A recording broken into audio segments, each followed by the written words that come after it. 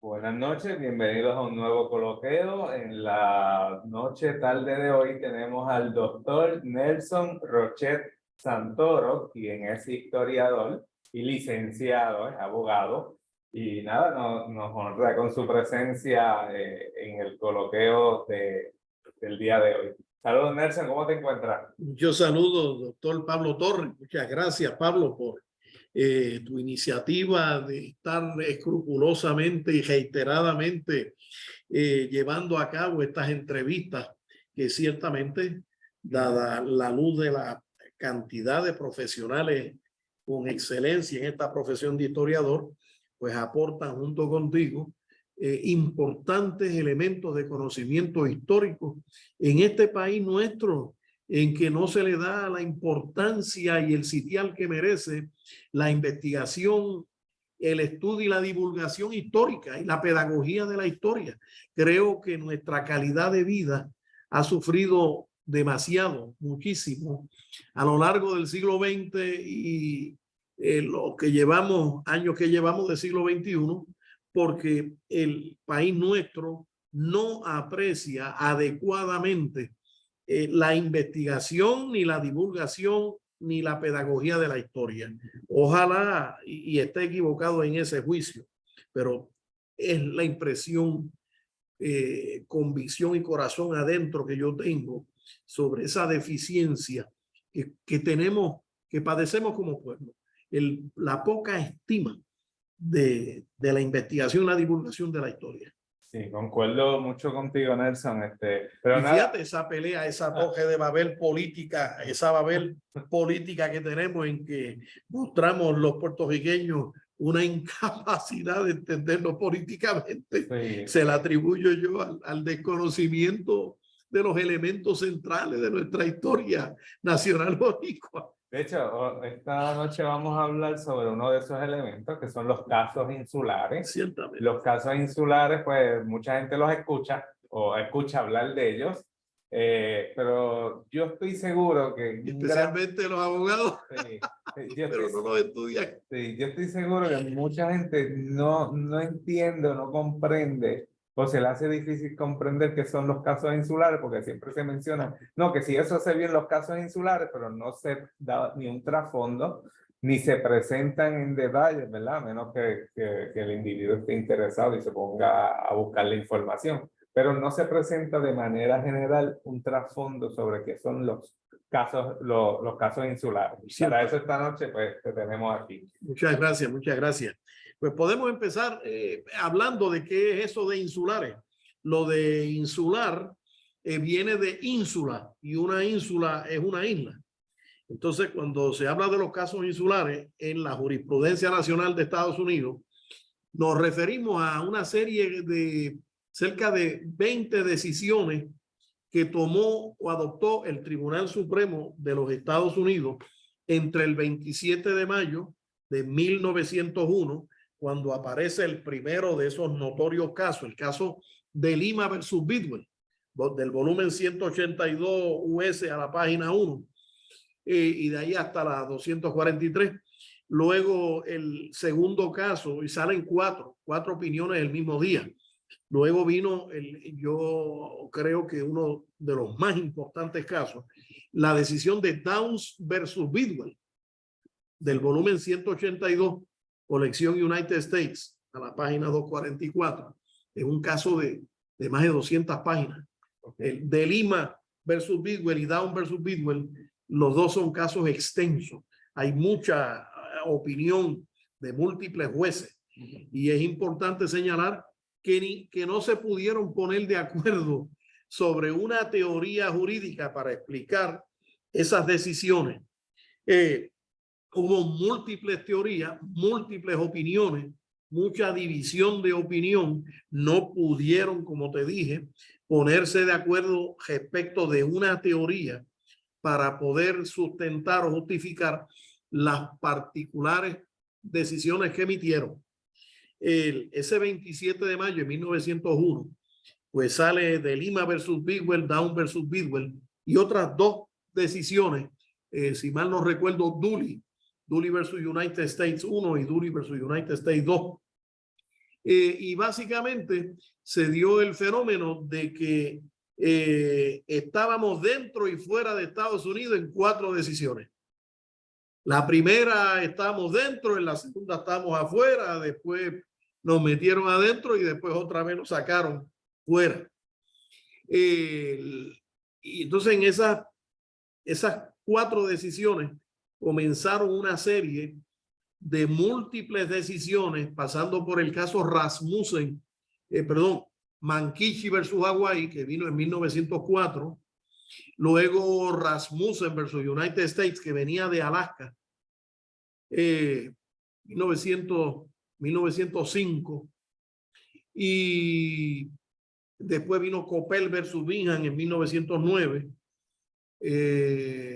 y hubo otros casos de menor envergadura hasta que llegamos al último de los clásicos, y llamo de los clásicos las primeras 20 y pico de decisiones que terminan con el caso de Balzac versus Puerto Rico o Puerto Rico versus Balzac, que ves reseñada aquí en este libro del distinguido abogado Francisco Ortiz Santini. Y recomiendo que compremos ese libro para familiarizarnos con el trasfondo de ese último de los clásicos casos insulares, Balzac versus Puerto Rico.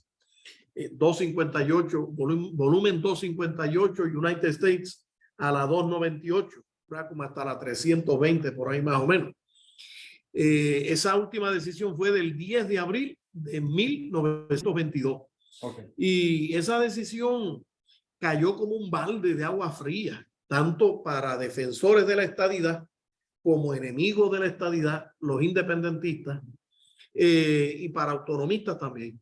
Y se cree, como decía el juez del primer circuito de Boston, el juez Juan R. Torruella, uno de los jueces más intelectuales y más distinguidos nativos de este país, según el juez Torruella, esa decisión de Balzac fue un balde de agua fría porque desalentó al movimiento estadista, lo llevó ante un golpe, una decisión muy desagradable, pero también a los grupos independentistas y autonomistas, porque nos negaba igualdad, trato igual con todo y ciudadanía americana que teníamos. Se nos negó igualdad.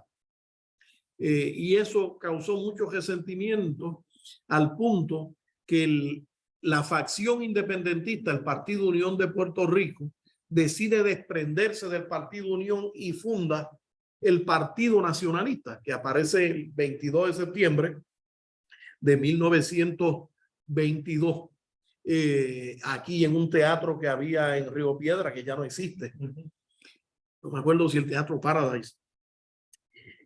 Así que esa decisión y todavía causa ronchas, levanta ronchas y genera mucho resentimiento, porque básicamente el juez William Howard Taft, que es un juez racista, supremacista blanco anglosajón, aunque él tendía a camuflajear y esconder sus visiones racistas, pero en sus opiniones muchas veces las dejaba traslucir, se podían percibir.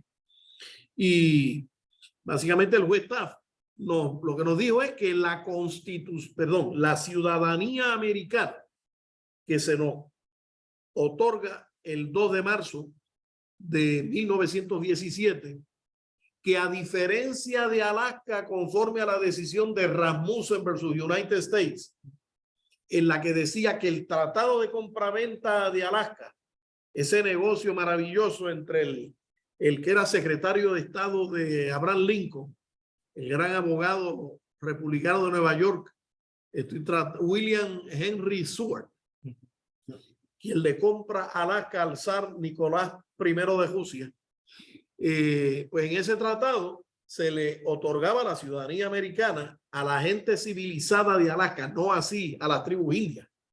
Las tribus indias de Alaska, tratadas por o como incivilizadas, no se les reconocía igualdad, y se había dicho que su estatus político sería determinado posteriormente por el Congreso.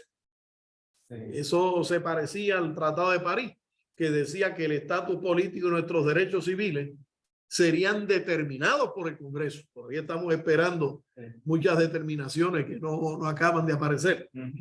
Pues entonces, esa decisión de Balzac, el juez presidente republicano William Howard Taft, pues planteaba que en Rasmussen versus United States se reconocía y se afirmaba y establecía que en el Tratado de Compraventa de Alaska, esos ciudadanos súbditos del zar ruso, gente blanca, europea, se les declaraba ciudadanos americanos ab inicio del saque, pero más no hacía nosotros. Observa que en el Tratado de París no se nos concedió la ciudadanía de Estados Unidos. Meramente se dijo escuetamente que el estatus político y los derechos civiles nuestros serían determinados por el Congreso. Y entonces cuando el Congreso nos declaró ciudadanos de Estados Unidos el 2 de marzo de 1917, una consecuencia jurídica, dicho esto por el juez William Howard Taft, fue que esa ciudadanía americana, a diferencia de la ciudadanía americana de la gente de Alaska, Rasmussen versus US, que se declaraban incorporados por el mero hecho de ser declarados ciudadanos americanos, que esa incorporación no se había efectuado a través del Tratado de París, perdón, de la ciudadanía, ni del Tratado de París, ni de la ciudadanía americana del 2 de marzo del 17. Entonces eso levantó roncha, porque entonces, ¿por qué a los rusos blancos de Alaska sí? La ciudadanía americana los incorporaba, los hacía parte integral de los Estados Unidos y se le extendía la Constitución americana, mas no así, sin embargo, a nosotros, los nuevos ciudadanos americanos de Puerto Rico. Y entonces descubrimos por voz del juez William Howard Taft que esa ciudadanía americana no nos incorporaba, no nos hacía parte legal, integral, constitucional de los Estados Unidos, no nos incorporaba y no contenía, repito, no contenía una promesa ni compromiso alguno de hacernos Estado de la Federación Norteamericana. Mientras que otros territorios, los territorios de la Luisiana, los territorios de Florida, 1819, los territorios noroeste, 1787, todos tenían promesa de estadidad. Todos tenían o implicaban incorporación como parte integral constitucional de Estados Unidos. Todos conllevaban la ciudadanía americana. Todos contenían promesas de estadidad eventualmente, fuese o por la Constitución americana o por la ordenanza del noroeste, mas no así a los puertorriqueños, y que cuando se leía el Tratado de París no había ni oferta de incorporación ni oferta de ciudadanía americana, no se nos incorporaba y no había compromiso ninguno con la estadidad. Entonces, una de los puntos centrales del caso Balzac versus Puerto Rico, 258 vs 298, era que la ciudad, que en el caso especial nuestro, la ciudadanía de Estados Unidos no conllevaba promesa ni compromiso, ni de incorporarnos o tenernos por incorporados, pero tampoco de ofrecernos la estadidad en momento alguno.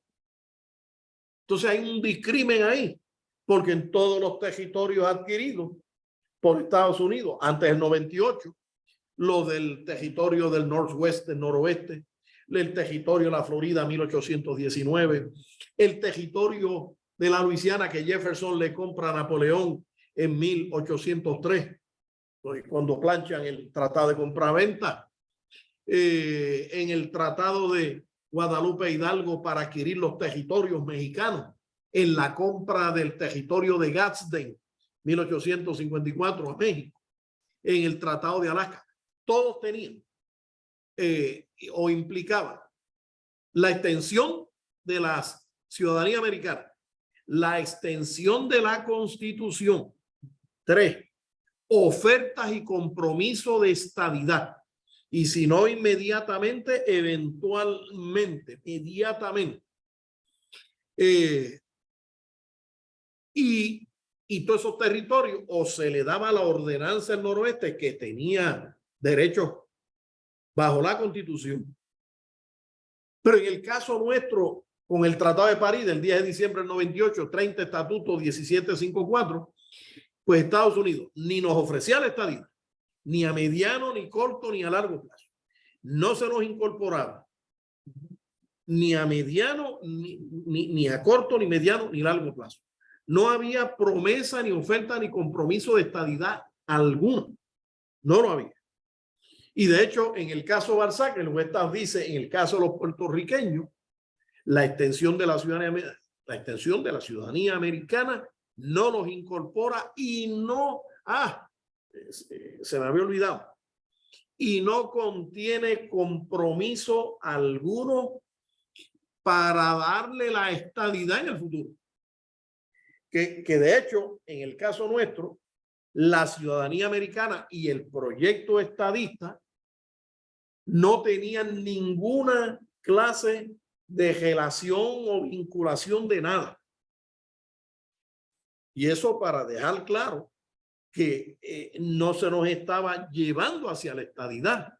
Que de hecho, una de las definiciones del territorio no incorporado es aquella clase de territorio que no se consideraba apto para colocarlo en una etapa de pupilaje o aprendizaje camino hacia la estadidad. Sí que hay un ya del saque ipso facto, por ese hecho mismo, desde el inicio, ya el Supremo de los Estados Unidos, en esos casos insulares, y por los discursos de líderes congresionales como yo, el abogado Joseph Benson Foraker, líder de la mayoría republicana en el Senado de Estados Unidos, ese senador de Ohio, ya habían hecho claro tan temprano como el marzo de 1900 en el Congreso 56, primera sesión,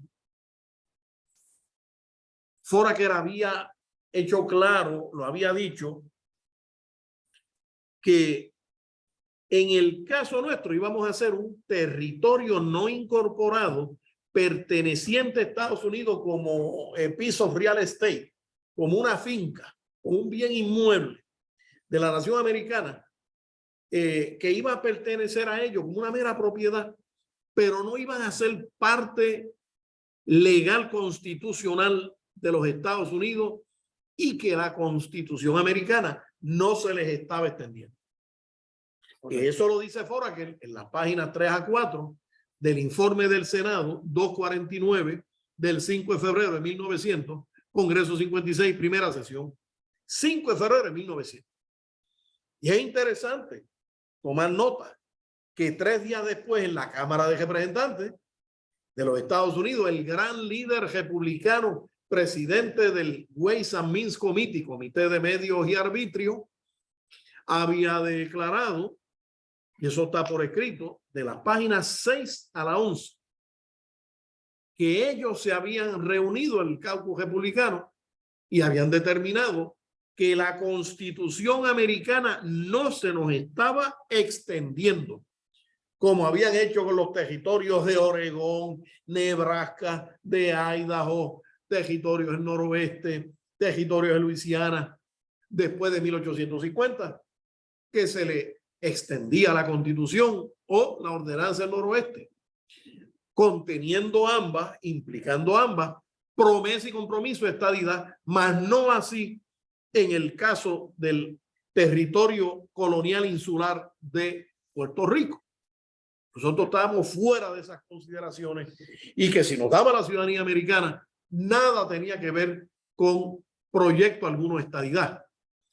Y es interesante observar, compañero y hermano doctor Torres, Crespo,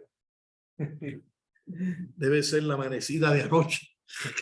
Doctor Pablo Crespo, hermano y compañero, que el secretario de la guerra, Henry L. Stimson, ya nos había lanzado un balde de agua fría en diciembre de 1911, cuando en el informe del Bureau of Insular Affairs, negociado asuntos insulares como suborganismo del Departamento de la Guerra, había declarado que la ciudadanía americana en el caso nuestro nos la merecíamos por la lealtad manifestada a los Estados Unidos durante los primeros 10 años, 12 años de ocupación de Estados Unidos, pero que en la mente de los puertorriqueños, en la mente del pueblo americano, la ciudadanía americana para los puertorriqueños estaba totalmente disociada, divorciada de toda propuesta o proyecto de estadidad.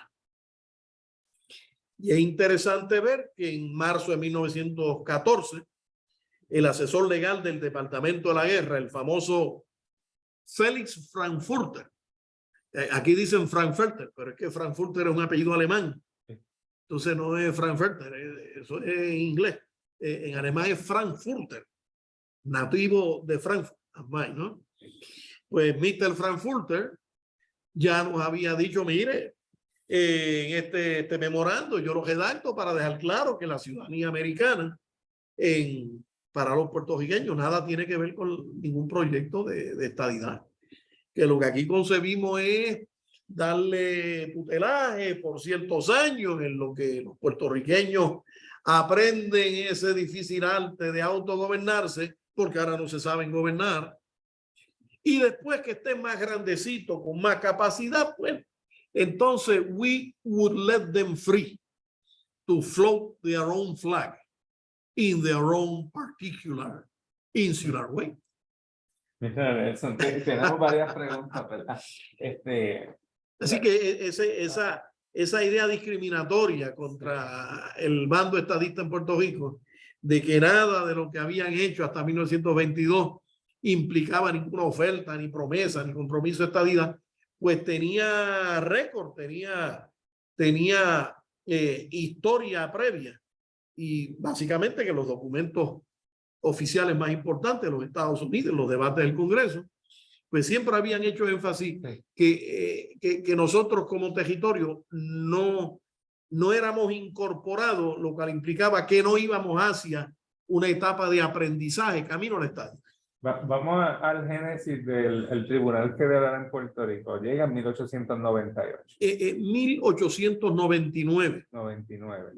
Se proclama oficialmente un Tribunal Federal título 1, artículo 1, para distinguirlo de los artículos 3 que eran para los estados federados. Okay. Pues el tribunal artículo 1 es un tribunal en que los jueces pueden ser removidos libremente por la autoridad nominadora, están 10 o 12 años, y después de eso tienen que ser periódicamente renovados sus nombramientos por el presidente de los Estados Unidos, ¿no? Okay. ¿Y los casos insulares comienzan en Puerto Rico o van directamente a Washington?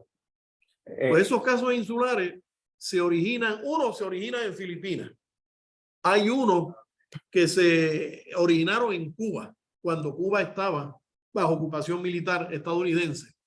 Hay otro que se origina en las Filipinas, un escándalo sexual allá de un líder político filipino, a quien la prensa lo acusó de sátiro, violador, y lo insultaron y lo desprestigiaron allá, y entonces él demanda por libelo y difamación. Y ese caso llega finalmente al Supremo de los Estados Unidos. O sea que tanto en Filipinas, en Cuba había un tribunal federal o no. En Cuba habían tribunales militares. Okay. De cortes marciales. Y es que hay un soldado allí americano que incurre en el delito de malversación de fondos. Okay. El hombre defalcó unos fondos allí y entonces lo acusaron. Sí. Y él reclamó los derechos de un ciudadano americano. Okay. Y en el tribunal dijeron, no, usted está en territorio extranjero, aquí no venga a pedir esos derechos. Okay. Entonces, pero fíjate que en el caso Balzac, allí don Pepe Balzac, dueño del periódico socialista El Baluarte, acusa desde sus páginas editoriales al gobernador norteamericano, al gran Moncho Reyes, M. Montgomery Riley, de llevarse hasta la bisagra de la fortaleza. Pero el caso de Balzac se origina en Puerto Rico. Se origina en Puerto Rico, eso es correcto. Porque Y el caso de Lima y el caso Downs de 1901. ¿Nos podrías hablar un poquito más sobre qué era lo que estaba sucediendo en estos tres casos? Sí, muy buena pregunta. Vamos al caso de Lima versus Bidwell. Pues, pero antes de empezar a contestarte la pregunta, debemos aclarar que esos casos insulares buscan contestar unas preguntas fundamentales. Esas razas inferiores, those inferior foreign races, esas razas inferiores y extranjeras, ¿qué rol deben jugar bajo la bandera y la soberanía americana? ¿Y esa era la opinión del Congreso o del Tribunal? En realidad hay una combinación de pitcher y catcher. Y te explico. Ajá. Cuando tú vas a los debates del proyecto Foraker, hay un congresista como el congresista Moody de Boston, Massachusetts, quien el 23 de febrero de 1900 dice: ¿qué es esto? ¿Qué escándalo es esto? Este proyecto Foraker discrimina contra estos pobres habitantes que vinieron voluntariamente a las manos nuestras a resulta de la guerra cubano-hispanoamericana. Y entonces aquí se está pidiendo que aprobemos un proyecto que es a todas luces inconstitucional porque levanta una barrera aduanera entre los productos de la isla de Puerto Rico y los productos de Estados Unidos, violando el artículo 1, sección 8, inciso 8, que prohíbe, que exige que los tributos tienen que ser uniformes a lo largo y a lo ancho de eso que se llama the United States. Entonces eso quiere decir que de la misma manera que este Congreso no puede ponerle un tributo discriminatorio a la China, a los minerales del estado de Arizona cuando van a venderse en Nueva York, pues de esa misma manera no se le pueden poner tributo a la China de Puerto Rico, a los productos de Puerto Rico, si a la misma vez no se le pueden enganchar, encasquetar, dirían por aquí el lenguaje más o menos vulgar, si de la misma manera y análogamente no se le puede meter tributo a las carnes que vienen de Wisconsin, a los quesos de Michigan y a las uvas que vienen de allá del estado de California, porque Puerto Rico es parte integral de los Estados Unidos. Entonces, esa parte de la Constitución que exige que los tributos tienen que ser uniformes, que no pueden ser discriminatorios. Pues como Puerto Rico ya es parte integral legal constitucional de los Estados Unidos, pues la China y los productos de Puerto Rico, cuando vienen a puertos de los Estados Unidos, no pueden ser maltratados con impuestos o tributos o tarifas que sean discriminatorias, ni mucho menos que los traten como productos del extranjero, porque sus productos son tan americanos como las uvas de California y las manzanas de Michigan. Okay. Esa era la percepción que había, porque existía una jurisprudencia de que cuando Estados Unidos adquirió los territorios mexicanos para el Tratado Guadalupe Hidalgo, una vez los delegados plenipotenciarios americanos firmaron ese tratado de adquisición de territorio. A partir de ese momento, los territorios mexicanos pasaron a ser tierra legal, constitucional e integral parte de los Estados Unidos. Ya no son territorios extranjeros. Análogamente, cuando la delegación americana y española suscribieron el Tratado de París el 10 de diciembre del 98 a las 2 de la mañana, ipso facto en ese mismo momento, los territorios coloniales provinciales españoles pasaron a ser parte integral constitucional de los Estados Unidos, aplicando la jurisprudencia que interpretaba el Tratado Guadalupe Hidalgo de 1848, la jurisprudencia de Cross versus Harrison, 1848. Okay. Una vez Estados Unidos firma un tratado de compra-adquisición de territorio con la firma, a partir de ese momento, ese territorio pasa a ser parte integral de Estados Unidos. Por eso fue que esos territorios españoles, Filipinas, Guam y Puerto Rico, pasaron a ser parte integral de los Estados Unidos, bajo bandera y soberanía americana, con la cobija de la Constitución. Pero esa visión que tenían los antiimperialistas, el bando antiimperialista, esa visión que tenían grandes abogados como William W. Stillman, los grandes constitucionalistas de la nación americana, pues sencillamente tropezó con el racismo y el discrimen del Congreso y el Tribunal Supremo de Estados Unidos, porque el caso de Downs versus Bidwell, 182 jueces 244, el Supremo de Estados Unidos declaró olímpicamente que Puerto Rico pertenecía a, pero no era parte constitucional de los Estados Unidos, que desde el punto de vista internacional éramos parte de Estados Unidos, pero y aquí viene algo que nos ha dejado perplejos a todos los juristas a lo largo del siglo XX y lo que va del XXI, pero que del punto de vista doméstico nacional, Puerto Rico seguía siendo un territorio extranjero respecto de la tierra y la gente de los Estados Unidos, porque nunca fue incorporado a la nación americana como parte legal constitucional de Estados Unidos, sino meramente adosado, meramente incrustado al costado de los Estados Unidos, y por eso no era parte legal constitucional. Y entonces la consecuencia era que cuando el Congreso iba a legislar alguna forma de gobierno, una ley orgánica para el pueblo de Puerto Rico, podía discriminar la economía de esa gente metiéndole tributos discriminatorios a los productos que salían de Puerto Rico y otros que provenían de Estados Unidos para venderse en Puerto Rico. El Congreso podía tributar ese movimiento comercial, aunque pareciera violar la cláusula de uniformidad tributaria del artículo 1, sección 8, cláusula 8, que exigía que los tributos y los impuestos deberán ser uniformes a lo largo y a lo ancho de eso que se llama the United States. Pero si vamos a los debates del Congreso, el proyecto FORA, que en febrero de 1900, pues podemos ver que los republicanos, el bando mayoritario, quería pasar una ley nominalmente inconstitucional con esto de los impuestos discriminatorios, para que el Supremo de Estados Unidos bajara con una opinión, bajó con múltiples opiniones, que le daban la bendición al discrimen político y económico y social contra estos territorios, para que fueran declarados no parte del pueblo de Estados Unidos, no parte del territorio norteamericano, sino meras posesiones, meras fincas, bajo bandera y soberanía norteamericana, por lo cual no eran extranjeros.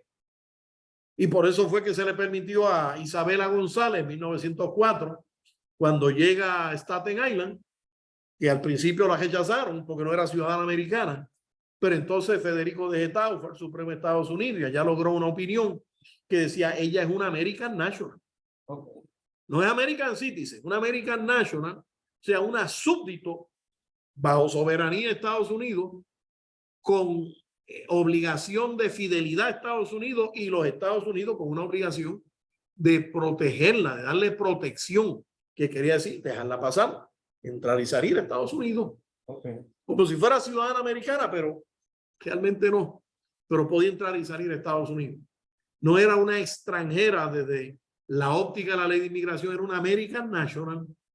Pero te pregunto, entiendo la diferencia fuera del territorio continental de Estados Unidos, pero dentro del territorio continental había una diferencia entre el national y el citizen. Sí, sí. El national no tenía privilegios políticos de votar por el presidente, ni el vicepresidente, ni senadores, ni representantes. American National eran los negros. Después que fueron liberados por la enmienda 13, En diciembre de 1865 fueron declarados libres, pero el negro no lo dejan votar. No votaba por el presidente, ni el vicepresidente, ni senadores, ni representantes.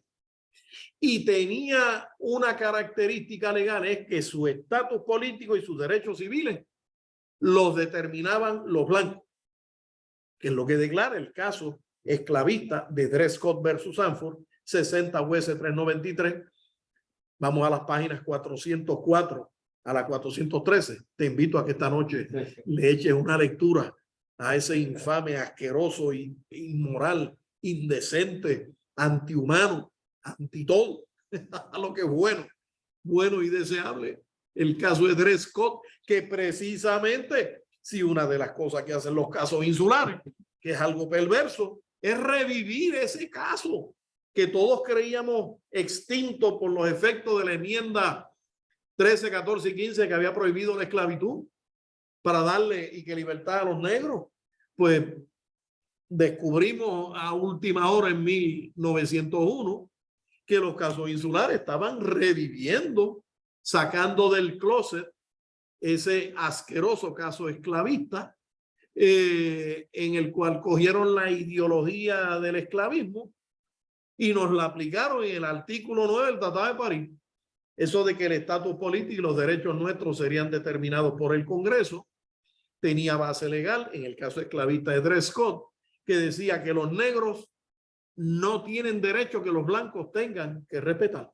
Dos, que aquellos que descendían de esclavos negros traídos en barcos esclavistas holandeses no tenían los mismos derechos, privilegios e inmunidades de los ciudadanos blancos.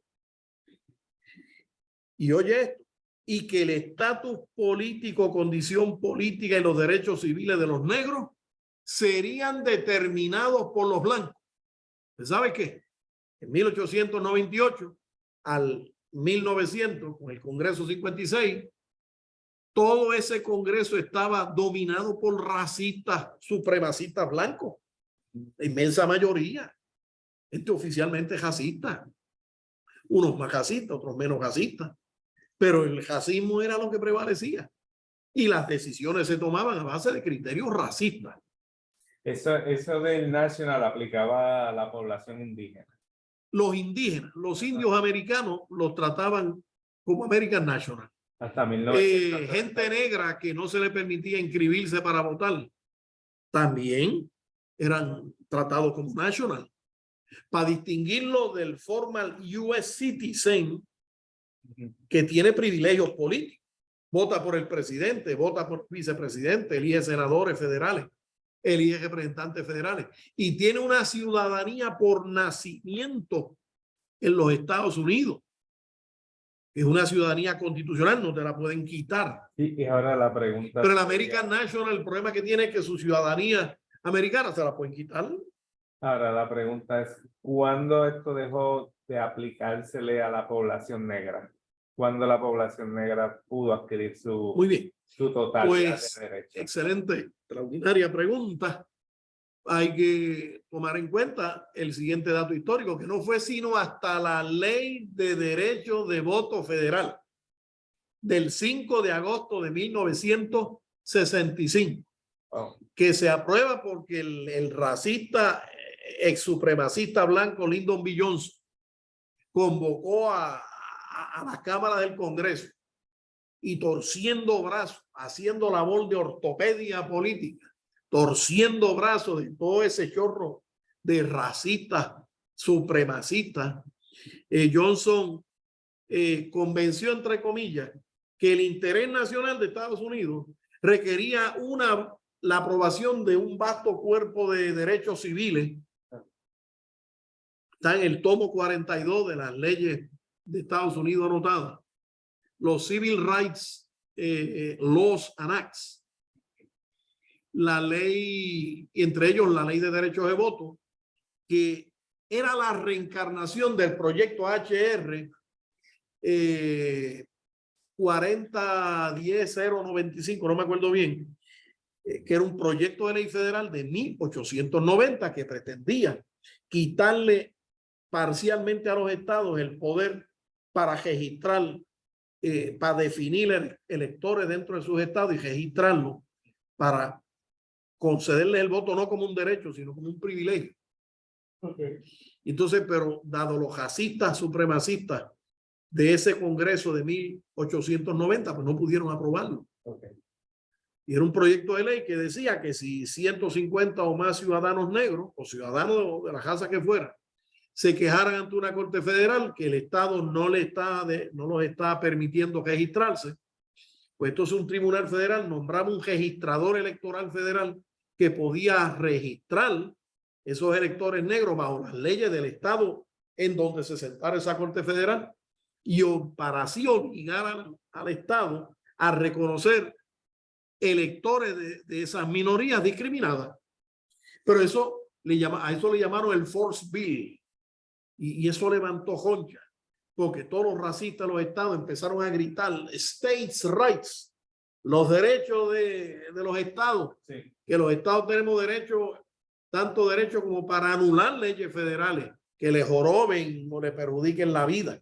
Ese debate de... Que era la teoría legal detrás de la rebelión de los estados confederados, sí, sí, que se desgajaron de la Unión, invocando que the states' rights, los estados son soberanos y muchas veces tienen más poder que el gobierno federal central en Washington, que no le puede tocar esos poderes. Y es un debate que empieza desde la presidencia de Washington, con la rebelión de Tienes toda la razón. Ya desde Washington ya empezaban a haber peleas de perro y gato entre el nuevo estado federal contra los estados. De hecho, el partido de Jefferson, que era un partido que decía que, digo, si no me equivoco, no me corrige, que decía que los estados tenían unos derechos que el gobierno federal no podía transgredir, que no podía violar, que solamente el gobierno federal tenía los poderes que específicamente la Convención Constituyente del verano de 1787 en Filadelfia le había dado al gobierno federal y que los demás poderes serían retenidos por cada uno de los estados.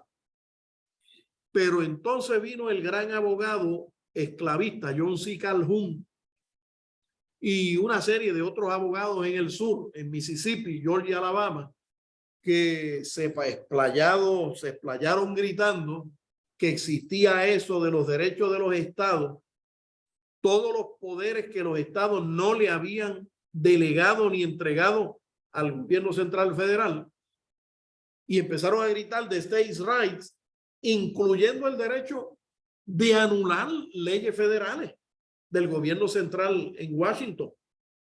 Pues todo ese chojo de racistas, esclavistas, supremacistas pelearon con uñas y dientes para que les respetaran esos derechos. Y te voy a decir una cosa, muchas administraciones federales en Washington, para que esa gente, esos antiguos esclavistas, supremacistas confederados o ex confederados, para que estuvieran tranquilos, pues el gobierno federal trataba de no hacer nada legislativamente, estatutaria y legislativamente, que provocara todo ese chorro de contrarrevolucionarios derechistas.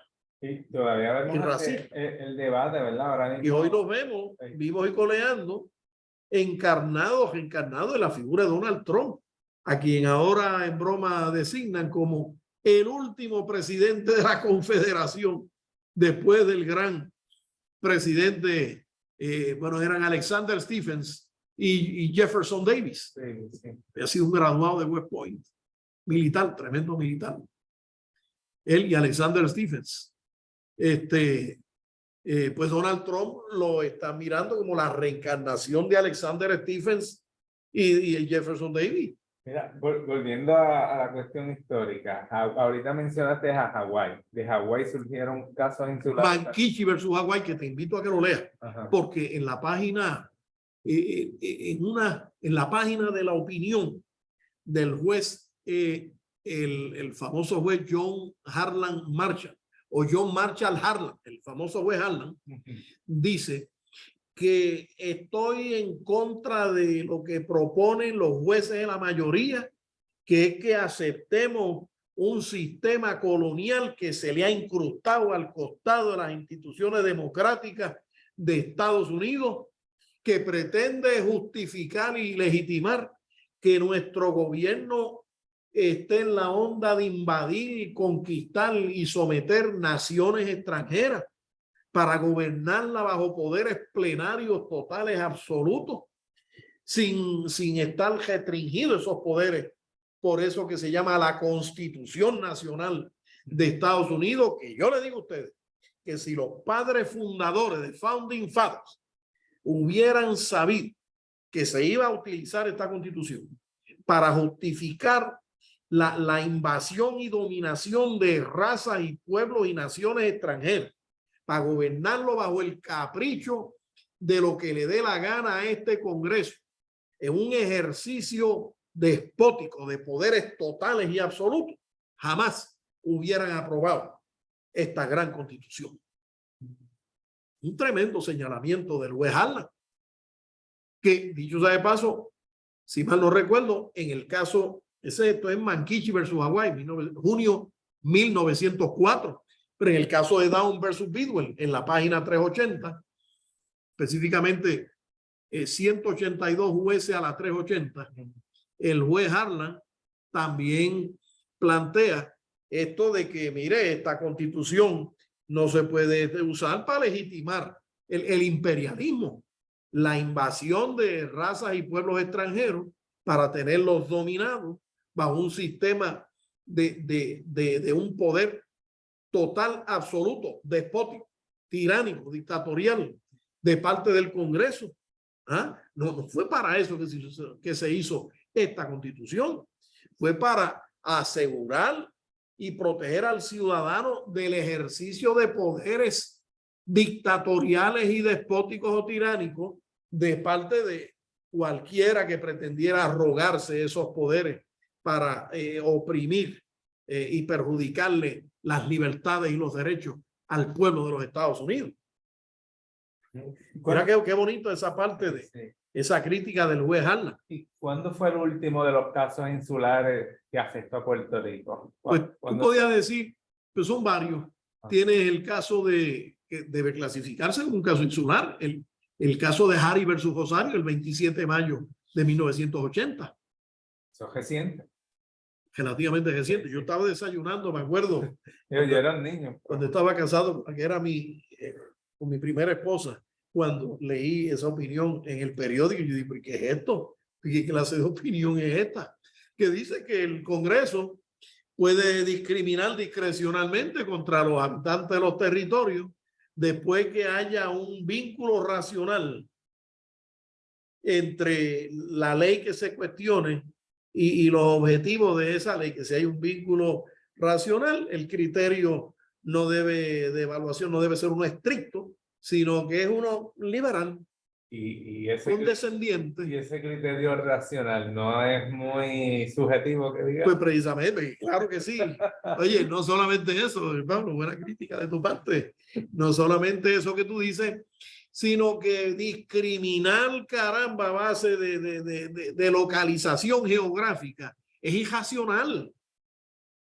Lo menos que tiene elemento de racionalidad es irracionalidad, como bien dijo el juez Torruella en una de sus grandes opiniones en el 2019, 2020.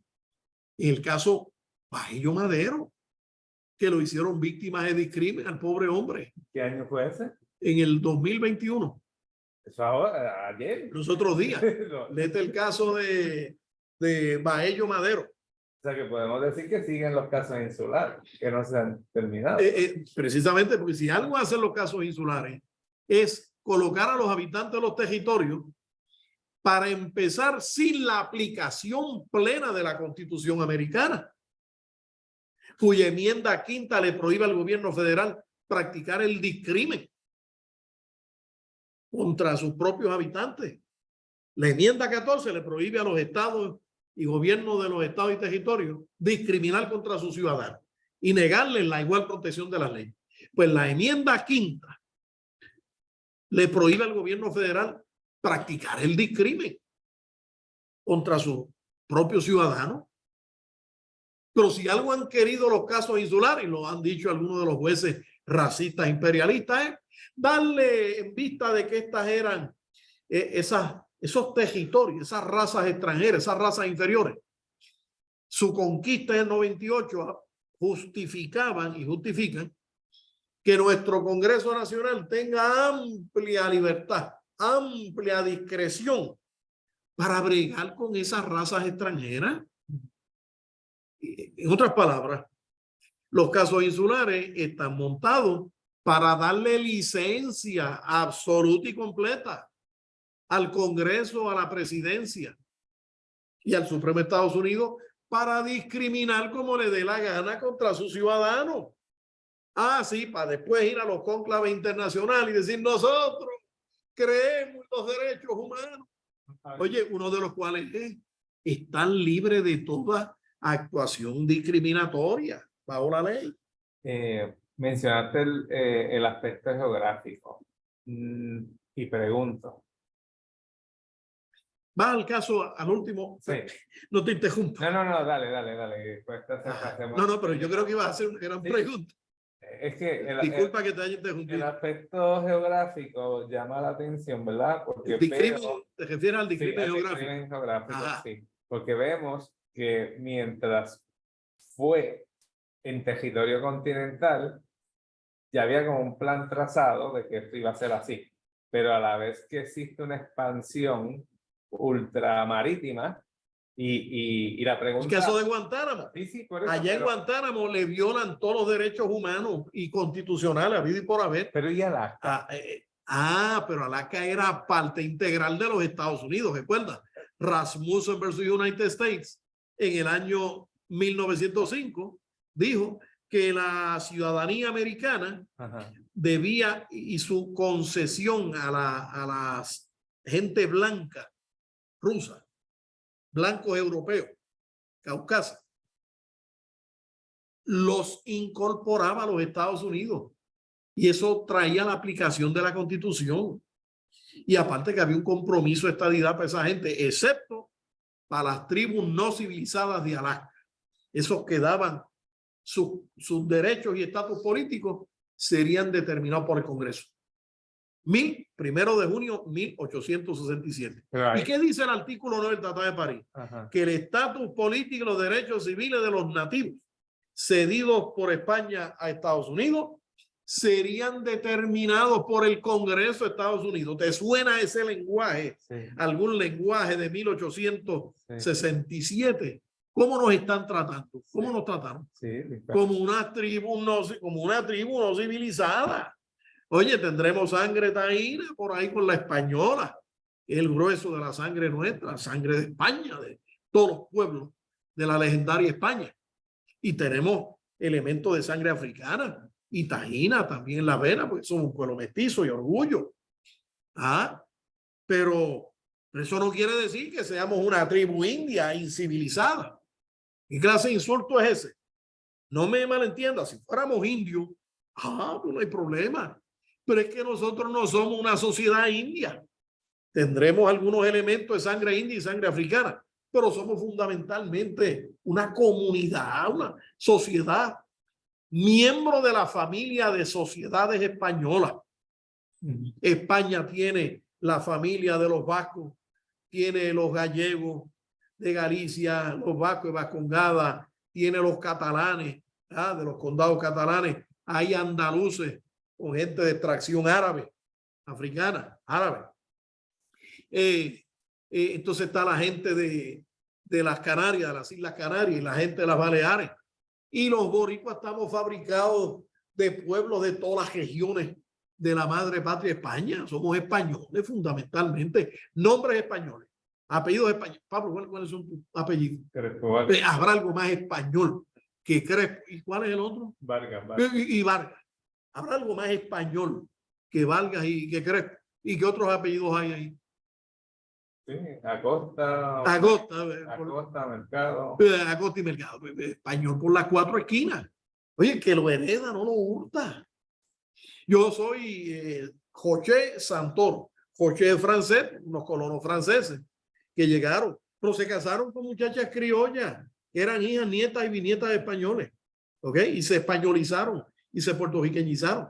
Entonces hay otro hay un tal Filippo Santoro Larelli que venía de Nápoles y Capri de Italia, casado con una criolla de origen español neto, Arbelo, Dominga Arbelo, era mi abuela, chacha de pueblo de Maricao, posiblemente, yo creo que de origen canario, eran españoles canarios, pero españoles.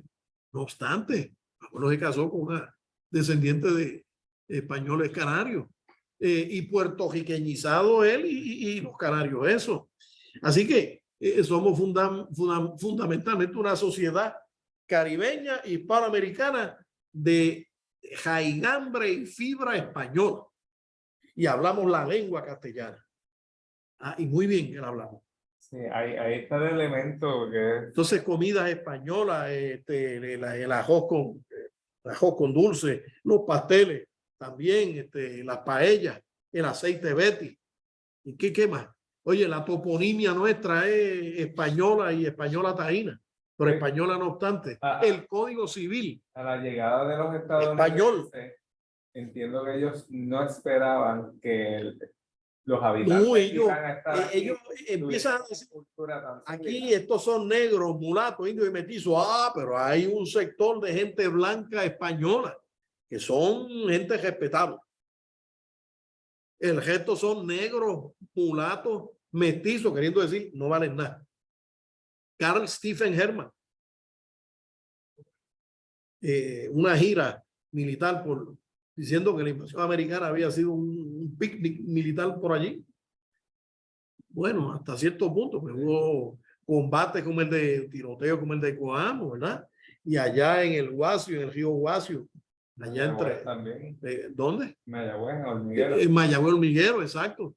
Allí un soldado español tumbó un teniente de un caballo. Teniente americano lo bajó de un tiro, con una tercerona. Mira, Nelson, ya se nos está acabando el tiempo.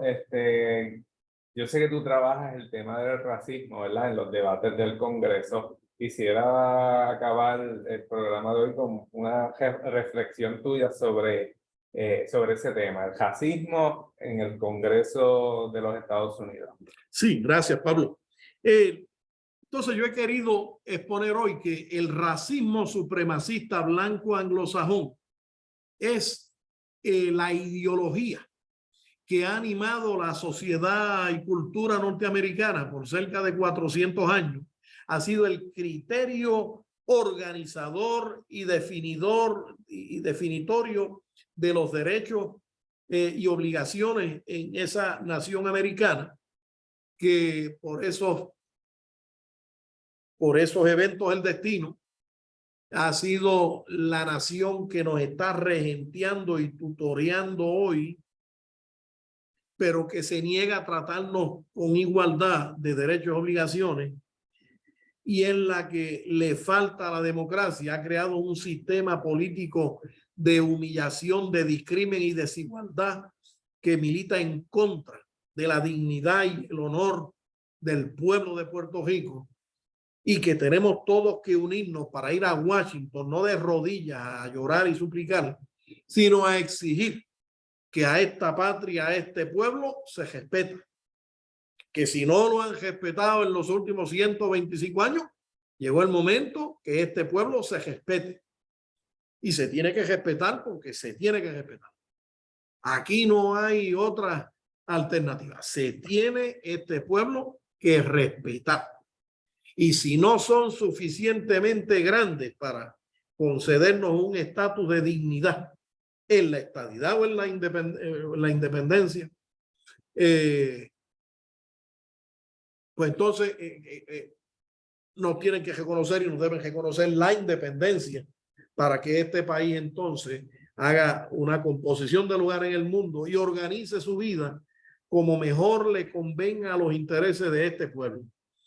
Y mi consejo a mis hermanos estadistas es que exijan la estadía. Vayan allí no de rodillas a pedirle, no, vayan a exigir. Pero que si no hay estadidad para el pueblo estadista, entonces se pongan las pilas y exijan la independencia y la plena soberanía, porque ese sí que es un derecho humano, individual y colectivo de este país. y se den a respetar, porque hay que darse a respetar. En la vida, los pueblos que no se dan a respetar, sencillamente les pasan el jolo por encima.